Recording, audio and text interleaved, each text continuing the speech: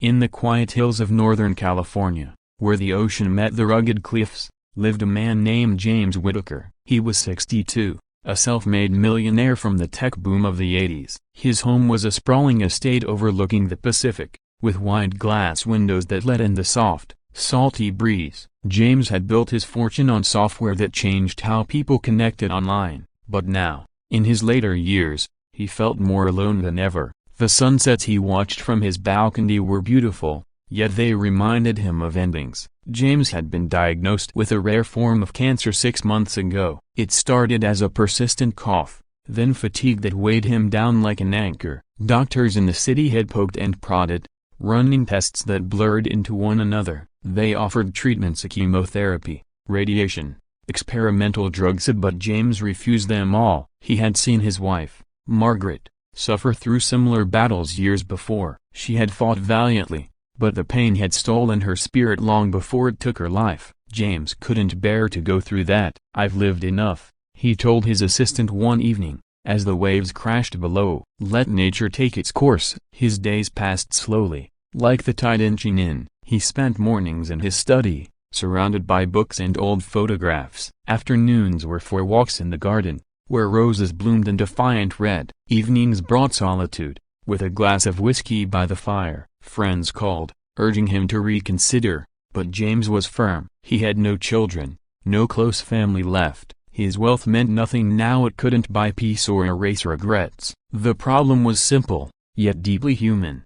James had lost his will to fight. He was tired of a world that had given him everything except lasting joy. One crisp autumn morning, a new doctor arrived at his door. Her name was Dr. Sophia Reynolds, sent by the hospital as a last resort for home consultations. Sophia was in her mid-30s, with long auburn hair tied back in a practical ponytail and eyes the color of deep forest green. She was beautiful, not in a flashy way, but with a quiet grace that turned heads. Born in a small town in Ohio, she had worked her way through medical school on scholarships and sheer determination. Now, she specialized in oncology, drawn to the field after losing her own father to illness. Sophia believed in healing not just bodies, but souls. She knocked gently, her white coat folded over her arm. James's assistant let her in, leading her to the living room where James sat in an armchair, gazing out at the sea. "Mr. Whitaker," she said softly, her voice warm like sunlight filtering through leaves. "I'm Dr. Reynolds. I understand you've declined treatment, but I'd like to talk if that's okay." James looked up, surprised by her youth and the kindness in her expression. Most doctors had been clinical, detached. Sophia was different. She sat across from him, not rushing, just listening as he explained his reasons. "I've seen what treatment does," he said, his voice steady but laced with sorrow. "It prolongs suffering, not life." Sophia nodded, her hands folded in her lap. She didn't argue at first. Instead, she shared stories from her patients, small victories, moments of clarity amid the pain. They talked for hours that day, the conversation flowing like a gentle stream. James found himself opening up about Margaret, about the empire he built while neglecting simpler joys. Sophia listened without judgment, her presence a balm to his weary heart. Over the next few weeks, Sophia visited regularly. At first, it was professional, checking his vitals, suggesting palliative care to ease discomfort. But soon, their talks deepened. She brought books on philosophy, ones that explored life's fragile beauty. They walked the garden together, her arm steadying him when fatigue set in. James noticed how the sunlight caught her hair, how her laugh echoed softly against the wind. For the first time in years, he felt seen, and not as a millionaire or a patient, but as a man. The problem grew more pressing as James's health declined. His cough worsened, nights brought feverish dreams. Sophia saw the scans. The cancer was spreading, relentless. Standard treatments might buy time, but James still refused. "Why fight when I've already lost so much?"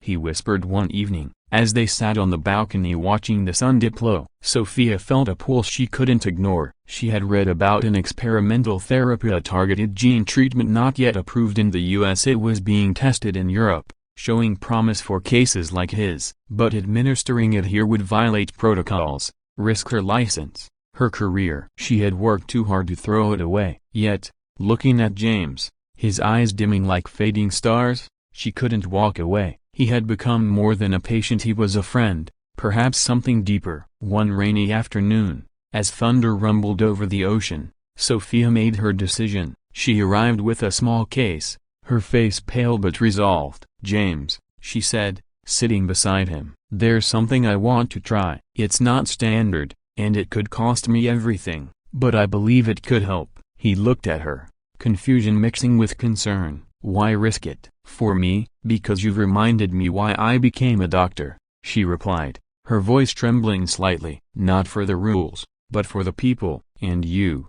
You deserve a chance to see more sunsets." The twist came gently, like a wave lapping the shore. Sophia explained the treatment: injections over several weeks, using compounds she had sourced quietly through international contacts. It wasn't a cure, but it targeted the cancer's mutations directly, with fewer side effects. James hesitated, the weight of her sacrifice heavy on him, but her determination sparked something in him, a flicker of hope he thought long extinguished. "If you're willing," he said finally, "then so am I." They began in secret. Sophia administered the doses in his home, monitoring him closely. The first few days brought mild nausea, but nothing like the horrors he feared. As weeks passed, subtle changes emerged. His energy returned in small bursts. The cough eased. They spent time together beyond the treatments, sharing meals, reading aloud from old novels. James told her about his early days in Silicon Valley, the late nights coding in a garage. Sophia shared her dreams of opening a clinic for underserved communities, but risks loomed. Whispers reached the hospital. A colleague noticed her absences. One evening,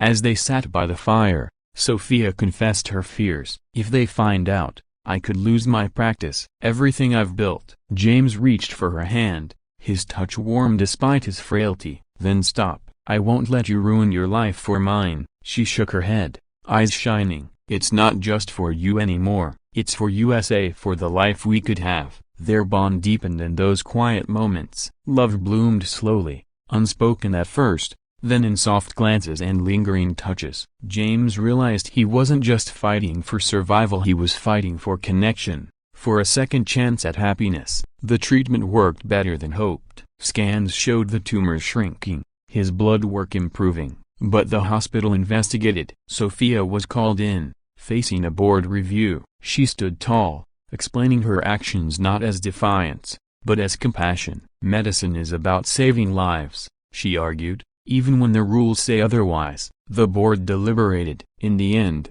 they issued a warning, not revocation, moved by her results and James's testimony. It was a gentle resolution, a twist that affirmed her risk without destroying her. Months later, under a clear spring sky, James stood stronger on his balcony. The cancer was in remission, a fragile victory but real. Sophia joined him, no longer just his doctor, but his partner. They watched the waves, her head on his shoulder. "I've learned something," James said softly. "Life isn't about refusing the fight. It's about finding someone worth fighting for." Sophia smiled, the wind tousling her hair. "And sometimes, risking everything leads to everything you've ever wanted." As the sun set in hues of orange and pink, they embraced the future, one day at a time, grounded in the simple truth that love could heal what medicine alone could not.